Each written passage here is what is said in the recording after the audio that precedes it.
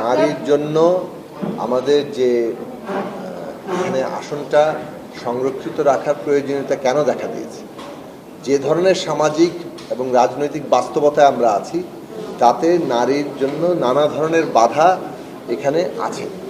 এই সমস্ত বাধার কারণে যাতে বাধা দূর করা যায় এবং বাধা দূর করার ক্ষেত্রে খোদ নারী নিজের ভূমিকার জায়গায় আসতে পারেন, সে কারণেই কিন্তু সংরক্ষিত ব্যবস্থাটা তৈরি করা হয়েছে। এখনও যে বাস্তবতা তাতে সংরক্ষিত নারীর আসন প্রয়োজনীয় এবং সেটা আরেকটা স্তরে যাওয়া, মনোনয়নের চাইতে সরাসরি নির্বাচনে যাওয়া, সেই স্তরে যাওয়ার ব্যাপারে আমরা আমাদের সিদ্ধান্ত কিংবা আমাদের দীর্ঘদিনের রাজনৈতিক অবস্থান আমরা প্রকাশ করেছি। এখন সরাসরি নির্বাচনে যাওয়ার ক্ষেত্রে প্রস্তাব এসেছিল ঘূর্ণায়মান পদ্ধতিতে, যে আসন সংসদীয় আসন 400টি হবে এবং তাতে প্রতি 100টিতে এক একটি নির্বাচনে ঘূর্ণায়মানভাবে শুধুমাত্র নারীর জন্য সংরক্ষিত থাকবে, সেখানে নারীরাই প্রতিদ্বন্দ্বিতা করে নির্বাচিত হয়ে আসবে। এতে 4 বারে বাংলাদেশের প্রতিটি সংসদীয় আসনে একজন করে নারী সংসদ সদস্য আমরা পেতে পারতাম এবং 20 বছরে বাংলাদেশের রাজনীতির ক্ষেত্রে একটা গুণগত পরিবর্তন ঘটত। কেননা নারীরা সরাসরি নির্বাচিত হয়ে আসার মধ্য দিয়ে জনগণের মধ্যে তাদের যে কর্মকাণ্ড এবং তাদের যে প্রভাব সব মিলিয়ে পুরো দৃষ্টিভঙ্গি, সাংস্কৃতিক এবং বাস্তব পরিস্থিতির একটা বদল ঘটত। এখন সেই প্রস্তাবে আমরা দাঁড়িয়েছিলাম, কিন্তু এখানে রাজনৈতিক ঐকমত্য তৈরি হয়। অনেকে বলছেন যে ঘূর্ণায়মান ব্যাপারটি জটিল এবং এটা বোঝা যাচ্ছে না।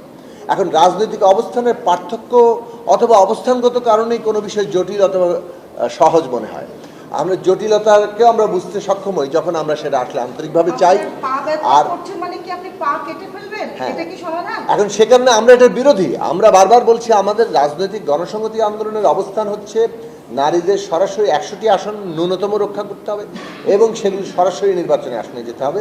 এবং এ পর্যন্ত আমরা মনে করেছি ঘূর্ণায়মান পদ্ধতি 400 আসন করে 100 আসনে ঘূর্ণায়মান পদ্ধতি আসলে সবচেয়ে উপযুক্ত পদ্ধতি সরাসরি নির্বাচনের জন্য এবং একই সাথে সংরক্ষিত রাখতে হবে। এই দুটো শর্ত পূরণ, আপনি সংরক্ষিত রাখবেন, সরাসরি নির্বাচন করবেন, দুটো ঘূর্ণায়মান ছাড়া অন্য কোনো পদ্ধতি আসলে এখানে পাওয়া যাচ্ছে না, যেটা একই সাথে আবার দ্বৈত প্রতিনিধিত্বের সমস্যাকেও সমাধান করে। কেননা দ্বৈত প্রতিনিধিত্ব আমাদের সাংবিধানিক বিবেচনায় এটার একটা সাংঘর্ষিক ব্যাপার আছে। ফলে আমরা দ্বৈত প্রতিনিধিত্ব থাকতে পারবে না, অন্যদিকে আমরা সংরক্ষিত রাখতে হবে এবং সরাসরি নির্বাচন করতে হবে। তার জন্য সবচেয়ে উপযুক্ত পদ্ধতি হচ্ছে ঘূর্ণায়মান পদ্ধতি। এই ঘূর্ণায়মান পদ্ধতি যদি আমরা গ্রহণ করি তাহলে বাংলাদেশে একটা উল্লেখযোগ্য অগ্রগতি হতো। কিন্তু যেহেতু অনেক রাজনৈতিক দলই মনে করেন যে এই ঘূর্ণায়মান পদ্ধতি তারা জটিল অথবা তারা গ্রহণ করতে পারছেন না, অনেকে সংরক্ষিত আসনের বাড়ানোর ক্ষেত্রে অনেকের অবস্থান আছে, সুতরাং সব মিলিয়ে যে অবস্থায় আছে তাতে কোনো একটা ঐকমত্যের জায়গায় যাওয়ার জন্যে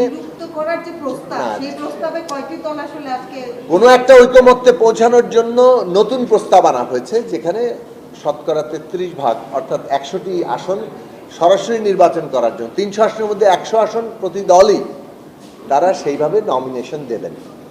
এখন এই ক্ষেত্রে যেটা আমরা মন্দের ভালো হিসেবে এবং আমরা একটা দ্বিতীয় প্রস্তাব সবসময় রেখেছিলাম, যেটা দ্বিতীয় প্রস্তাবটা ছিল যে ইতিমধ্যে যে 50টি সংরক্ষিত আসন আছে সেটাকে বহাল রাখা এবং ন্যূনতম 20% অর্থাৎ 3-20-60টি আসন রাজনৈতিক দলগুলো যখন নমিনেশন দেবে সেক্ষেত্রে তারা নারী প্রার্থীকে নমিনেট করা। তাতেও একটা ভারসাম্যমূলক জায়গা তৈরি হতে পারে। এটা আমাদের সেকেন্ড অপশন। প্রথম অপশানে আমরা এখনও আছি, কিন্তু প্রথম অপশান নিয়ে যদি আলোচনা না হয় আমরা তার জন্য লড়াই চালিয়ে যাব। দ্বিতীয় অপশন যেটা আমাদের এখানে আমরা বলছি 50টি নারী আসন সংরক্ষিত রেখে 20টি আসন 20% অর্থাৎ 60টি আসনে ন্যূনতম প্রত্যেক পার্টি নারী প্রার্থীকে নমিনেট করবেন। এইটা একটা তুলনামূলক বিকল্প হিসেবে আমরা রাখি। সেখানে একটা সুবিধাজনক জায়গা হচ্ছে সংরক্ষিত আসনও থাকছে, কিন্তু নারীরা অধিকতর বেশি সরাসরি নির্বাচনের মধ্য দিয়ে এসে যাকে বলে যে একটা সাধারণভাবে ওই সংরক্ষিতের প্রয়োজনীয়তাকে ধীরে ধীরে একটা জায়গায় অপ্রয়োজনীয় করে তুলবে, সেই বাস্তবতায় নিয়ে যাওয়ার বাস্তবতাটা তৈরি হতে পারে। তো সেই অবস্থান নিয়ে আমরা আমাদের বক্তব্য এবং আমাদের লড়াই অব্যাহত রাখবো। আশা করি একদিন বাংলাদেশে এটা প্রতিষ্ঠিত হবে।